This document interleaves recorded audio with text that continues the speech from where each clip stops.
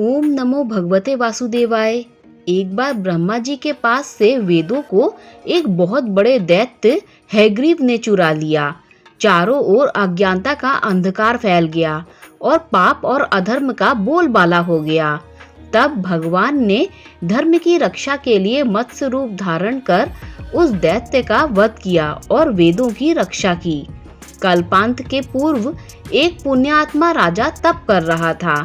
राजा का नाम सत्यव्रत था। सत्यव्रत पुण्यात्मा तो था ही, बड़े उदार हृदय का भी था। प्रभात का समय था, सूर्योदय हो चुका था। सत्यव्रत कृतमाला नदी में स्नान कर रहा था। उसने स्नान करने के पश्चात जब तर्पण के लिए अंजलि में जल लिया तो अंजलि में जल के साथ एक छोटी सी मछली भी आ गई।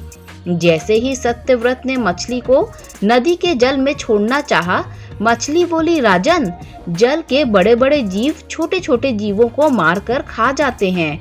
अवश्य कोई बड़ा जीव मुझे भी मारकर खा जाएगा। कृपा करके मेरे प्राणों की रक्षा कीजिए। सत्यव्रत के हृदय में दया उत्पन्न हो गई। उसने छोटी मछली को जल से भरे हुए अपने कमंडलू में डाल लिया। एक रात में मछली का शरीर इतना बड़ा हो गया कि कमंडलू उसके रहने के लिए छोटा पड़ने लगा। इसी तरह राजा जिस भी पात्र में उस मछली को रखते वही छोटा हो जाता और मछली का आकार बढ़ता जाता। तब सत्यव्रत ने मछली को निकालकर एक सरोवर में डाल दिया, किंतु सरोवर भी मछली के लिए छोटा पड़ गया। इसके बाद सत्यव्रत ने मछली को नदी में डाल दिया और फिर उसके बाद समुद्र में डाल दिया। आश्चर्य! समुद्र में भी मछली का शरीर इतना अधिक बड़ा हो गया कि मछली के रहने के लिए वह छोटा पड़ गया।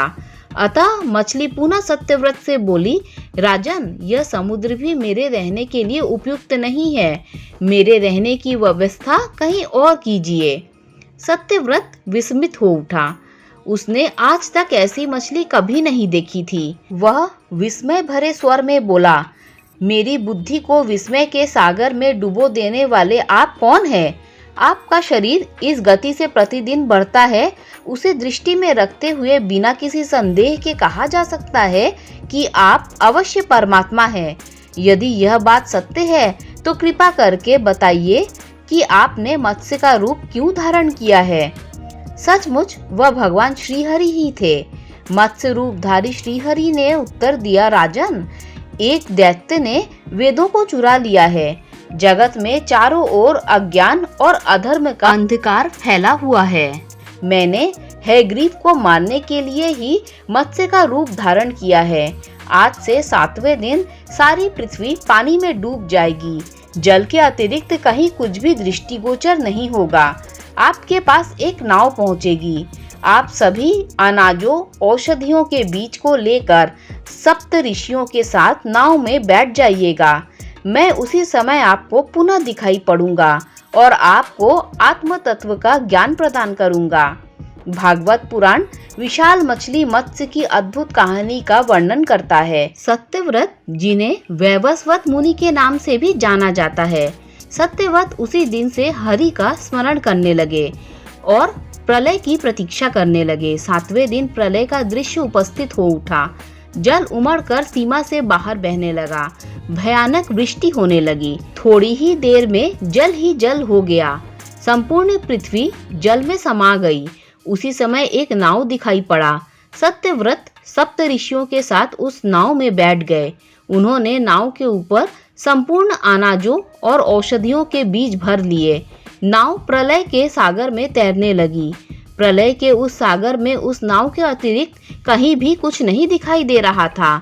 सहसा मत्स्य रूपी भगवान प्रलय के सागर में दिखाई पड़े। सत्यव्रत और सप्तर्षि गण मत्स्य रूपी भगवान की प्रार्थना करने लगे, हे प्रभु, आप ही सृष्टि के आदि हैं, आप ही पालक हैं और आप ही रक्षक ही हैं। दया करके हमें अपनी शरण में लीजिए, हमारी रक्षा कीजिए। सत्यव्रत और सप्त ऋषियों की प्रार्थना पर मत्स्य रूपी भगवान प्रसन्न हो उठे। दुनिया के रक्षक के रूप में भगवान विष्णु स्वयं जीवन को बनाए रखने, धर्म को बहाल करने और सद्भावना स्थापित करने के लिए जब भी आवश्यकता होती है पृथ्वी पर अवतार लेते हैं। मत्स्य अवतार भगवान का एक ऐसा पवित्र अवतार है और उन्हें उनके 10 प्रसिद्ध अवतारों में से पहला माना जाता है। ऐसा माना जाता था कि इसे सतयुग के दौरान लिया गया था, जिसे स्वर्ण युग भी कहा जाता है। उन्होंने अपने वचन के अनुसार सत्यव्रत को आत्मज्ञान प्रदान किया और बताया, सभी प्राणियों में मैं ही निवास करता हूँ, न कोई ऊंच है न नीच, सभी प्राणी एक समान है। जगत नश्वर है, नश्वर जगत में मेरे अतिरिक्त कुछ भी नहीं है। जो प्राणी मुझे सब में देखता हुआ जीवन व्यतीत करता है, वह अंत में मुझ में ही मिल जाता है। मत्स्य रूपी भगवान से आत्मज्ञान पाकर सत्यव्रत का जीवन धन्य हो उठा। वे जीते जी ही जीवन मुक्त हो गए। प्रलय का प्रकोप शांत होने पर मत्स्य रूपी भगवान ने उस दैत्य को मारकर उससे वेद छीन लिए।